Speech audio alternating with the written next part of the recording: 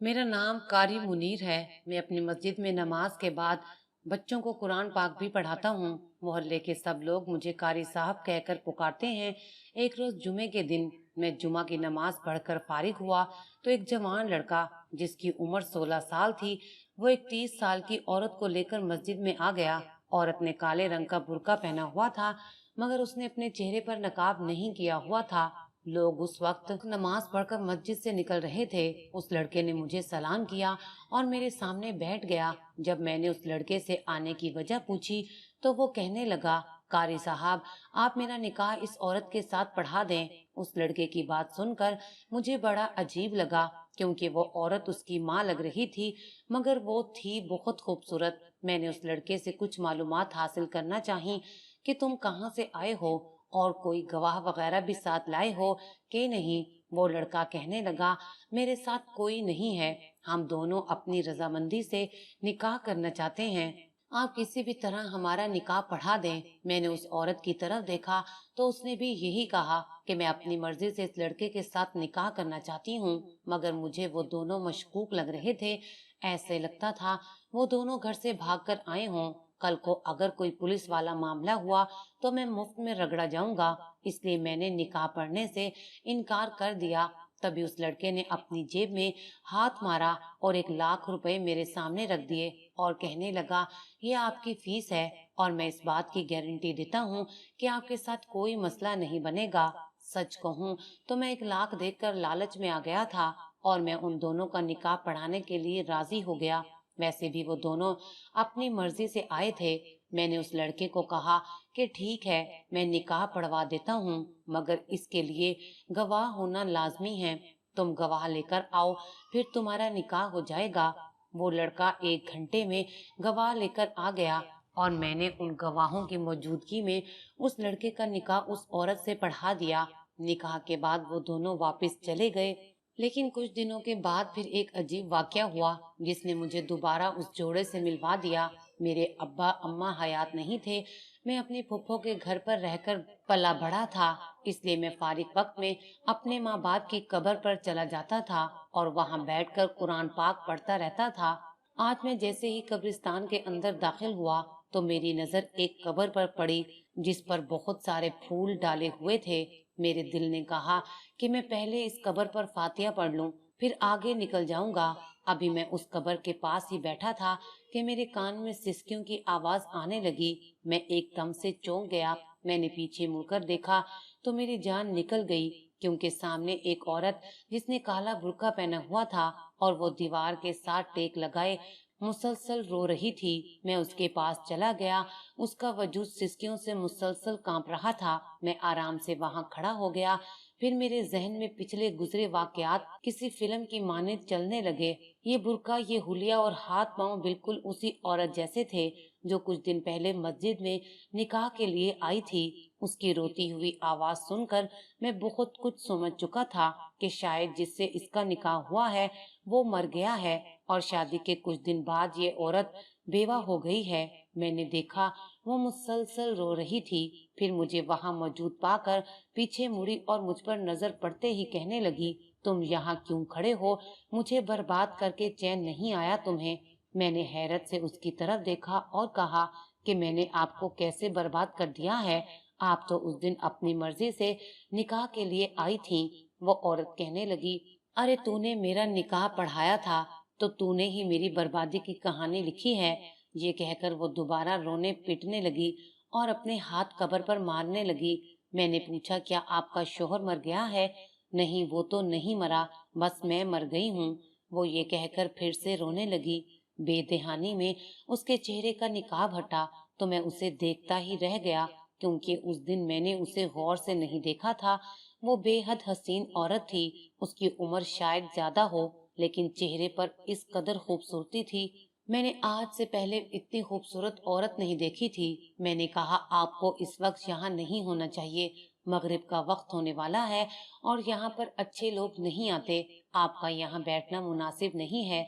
मेरी बात सुनकर वो बोली, आप मुझे अपने घर ले चलें, मैं आपकी खिदमत करूंगी, आपके घर के काम करूंगी, लेकिन मैं दोबारा इस घर में नहीं जाना चाहती। खुदा के लिए मुझे गलत मत समझिएगा, लेकिन मैं सिर्फ और सिर्फ आपकी खिदमत करूंगी। मेरा और कोई मकसद नहीं है। मुझे सिर्फ एक पनाहगाह चाहिए। मैं आपके सब घर वालों की खिदमत करूंगी। उसकी बात सुनकर मैं चुप हो गया। मैंने उसे बताया कि तुम मेरे घर तो चल सकती हो, लेकिन खिदमत करने का मैं कुछ नहीं कह सकता। मुझे सिर्फ एक रात की पनाह चाहिए। मैं सुबह किसी और जगह चली जाऊंगी, लेकिन आप मुझे अपने घर में जगह दे दीजिए। मैं आपकी एहसानमंद रहूंगी। मुझे डर भी लग रहा था।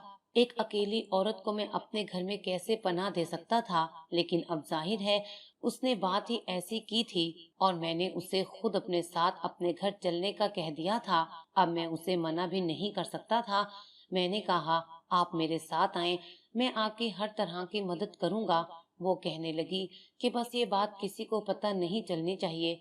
उसने खुद को दोबारा बुर्के में ढांप लिया। मैं वैसे तो पैदल कब्रिस्तान आया था, मगर उस औरत की वजह से अब मैंने एक रिक्शे को रोक लिया था। हम दोनों उसमें बैठ गए। थोड़ी ही देर के बाद मेरा घर आने वाला था। मेरे दिल में हजारों सवालात थे कि मैंने आखिर इस औरत की बर्बादी कैसे की। इसने तो खुद निकाह करने को कहा था और अब ये रो रही है। पता नहीं किसकी कब्र पर बैठी मातम कर रही थी। इसमें मेरा क्या कसूर है? अगर इसका शोहर मर गया है तो इसमें मेरा कोई कसूर तो नहीं है। मैं ये बातें सोच ही रहा था कि उस औरत ने मुझे हैरान कर दिया। कहने लगी कि मेरा शोहर शायद मुझे ढूंढता हुआ आपके पास आएगा, लेकिन खुदा का वास्ता है आप उसे मेरे बारे में कुछ मत बताइएगा। अगर आप मुझे अपने घर में नहीं रखना चाहते तो मैं कहीं और चली जाऊंगी, पर मैं दोबारा इस घर में नहीं जाऊंगी। मैंने बहुत बड़ा गुनाह किया है और उसकी सजा मुझे मिल रही है।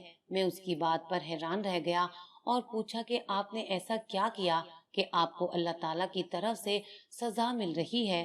क्या आपकी इस शादी से कोई भी खुश नहीं था? मेरी बात सुनकर वो आंसू पोंछने लगी। फिर रिक्शे वाले की तरफ इशारा करके बोली, नहीं, मैं आपको अभी नहीं बता सकती। आपके घर चलकर मैं आपको सब बताऊंगी। वाकई रिक्शे वाले के सामने इतनी बातें करना मुनासिब नहीं था। थोड़ी देर के बाद हम लोग घर पहुंच गए। मैंने उससे अपने कमरे में बैठने का कहा।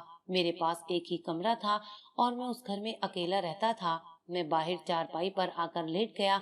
मैंने अपने एक शागिर्द को फोन कर दिया था कि वो मगरिब और इशा की नमाज पढ़ा दे। मैं इस औरत की वजह से मस्जिद भी नहीं जा सकता था। वो औरत मेरा खाली घर देखकर डर गई और कहने लगी, क्या आप इस घर में अकेले होते हैं और दूसरा कमरा भी नहीं है?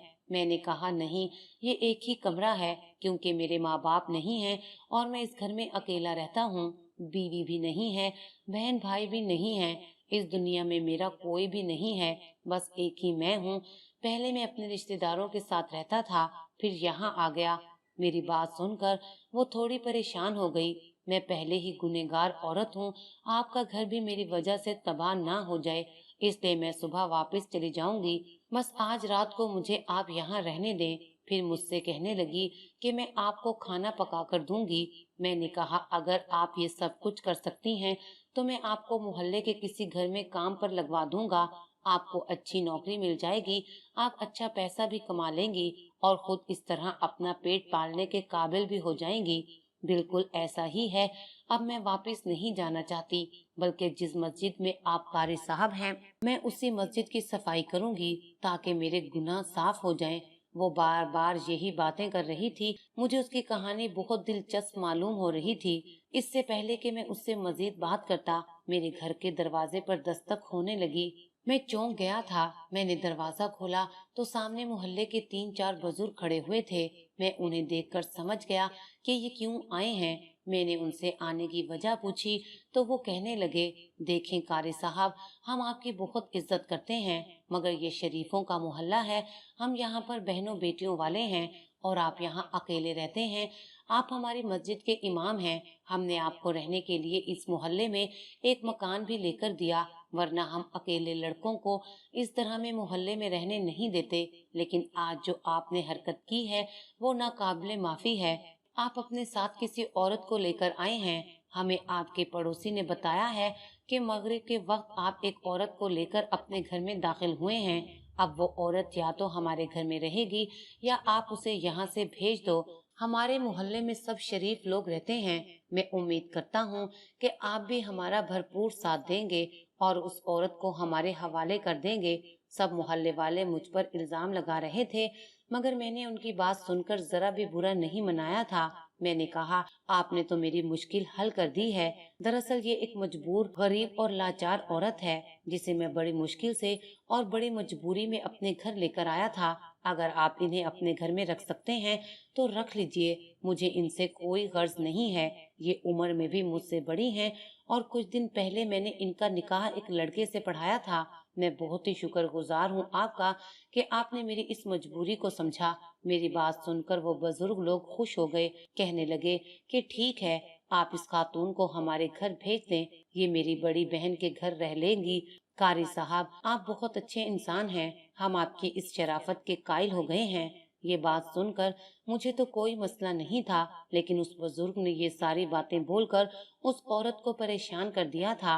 मैंने जाकर उससे माजरत की और कहा कि मोहल्ले वालों की नजर में ये सब ठीक नहीं है, आपको इन लोगों के साथ जाना होगा। वो बड़ी बेदिली से उठी और उनके साथ चली गई। उसने मुझसे कोई गिला शिकवा नहीं किया था, लेकिन मुझे उसका एहसास था। अगली सुबह मोहल्ले वालों को पता चल गया था कि मैं उस औरत को गलत मकसद के लिए अपने घर नहीं लाया था, बल्कि ये खुद मजबूर औरत यहाँ पर रहने के लिए आई थी। मोहल्ले के बुजुर्गों ने कहा कि कारी साहब, हम आपसे माजरत करते हैं कि हमने आपका दिल दुखाया है, और अब हम चाहते हैं कि आप इस औरत को दारुल अमान छोड़ आए। वहाँ कानूनी मामलात होते हैं, ये औरत वहाँ पर बिल्कुल महफूज रहेगी। मैंने अब भी कोई इतराज नहीं किया था, क्योंकि मैंने जो कहा है वो सच ही है। मैंने मोहल्ले में एक बुजुर्ग को साथ लिया और उस औरत को रिक्शे में बिठाया और हम लोग दारुल अमान की तरफ चल पड़े। मैंने कहा, हमारे पास ज्यादा वक्त नहीं है, आपको मुझे अपनी सारी कहानी अब यहीं सुनानी होगी, क्योंकि आप अच्छी तरह जानती हैं कि कल क्या हुआ है। मेरी बात सुनकर वो मुझसे माजरत करने लगी और बोली कि मेरी वजह से आप बदनाम हुए हैं।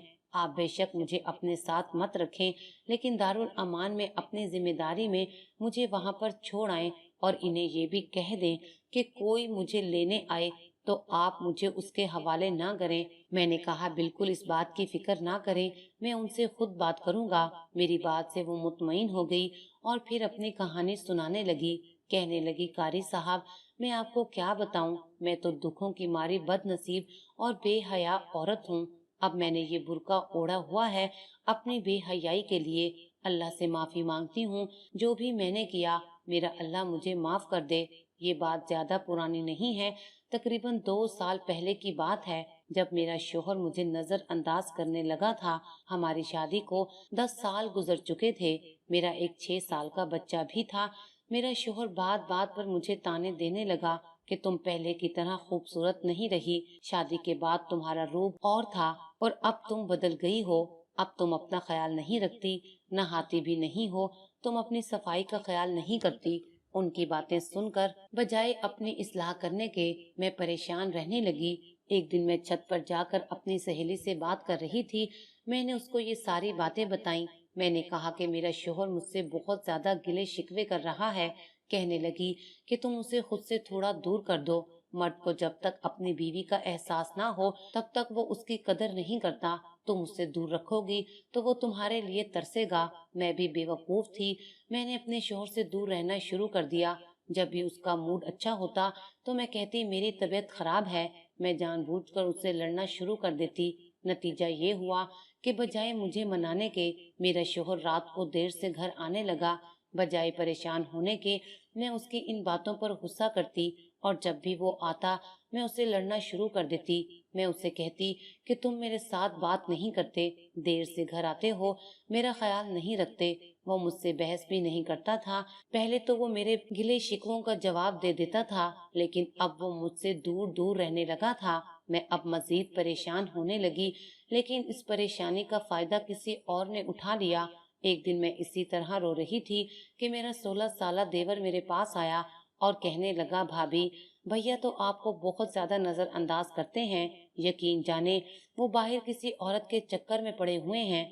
मैंने 2-3 बार उन्हें उसी औरत के साथ देखा है। अब मैं ये नहीं जानता कि वो उसे मोटरसाइकिल पर बिठाकर कहाँ ले जाते हैं। देवर की ये बात सुनकर मेरे तो तन बदन में आग लग गई। बजाय मुझे मनाने और मुझसे सुलह करने के, वो दूसरी औरतों के चक्कर में पड़ गए थे। कितनी बुरी बात है। मैंने कपड़े उठाए और बेटे को शोहर के पास छोड़कर अपने मेके चली गई। वहां जाकर मैंने किसी को कुछ नहीं बताया, लेकिन मैंने शोहर को साफ कह दिया कि अब मैं आपके घर नहीं आऊंगी जब तक आप मुझसे माफी तलाफी का मामला नहीं कर लेते। वो भी मर्द थे, उन्होंने भी मुझे मनाना तो दूर की बात, मुझसे बात करना भी मुनासिब नहीं समझा, और इस सब में मेरी ही गलती थी। मेरे शोहर ने मुझे फोन करना भी छोड़ दिया। तभी एक दिन मेरा देवर मुझे लेने के लिए मेके आया और कहने लगा, भाभी आपको मैं एक ऐसी जबरदस्त स्कीम बताऊंगा। मैं अपने देवर की बात सुनकर खुश हो गई। मुझे लगा वो मेरे शोहर से मेरी सुलह करवाएगा।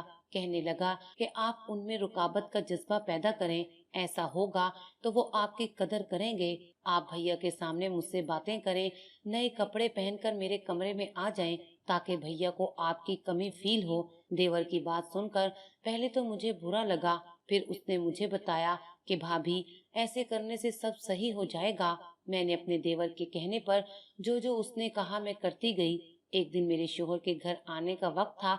मैं तैयार होकर अपने देवर के साथ बैठकर चाय पीने लगी। मेरा शोहर घर आया तो मैंने दरवाजे को खुद ही खुला छोड़ दिया ताकि वो अंदर आकर देखे कि हम दोनों आपस में बैठे खुशगपियां कर रहे हैं।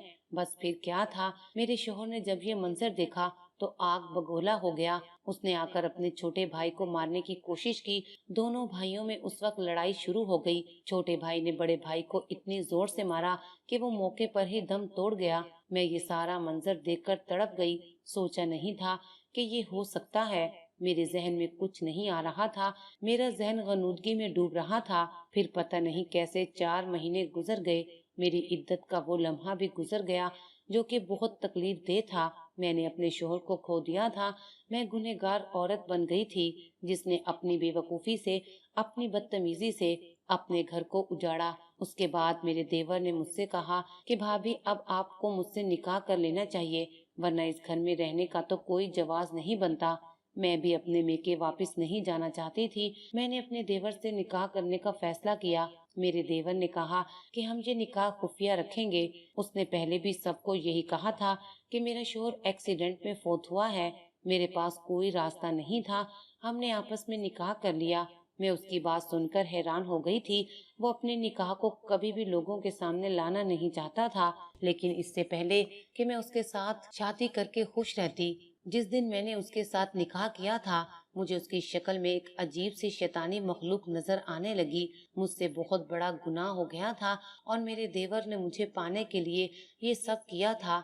देवर की से ही मुझ पर बुरी नजर थी। मैं उस दिन देवर के घर से भाग आई थी। वो भी मेरे पीछे भागा था, लेकिन मैं समझ गई थी कि मेरे रब का आजाब है मुझ पर, जिसने मेरा चैन छीन लिया है। बस इसी बात से दिल बर्दाश्ता होकर मैं घर से बाहर निकली। मैं सड़क पर भाग रही थी और देवर मेरे पीछे था।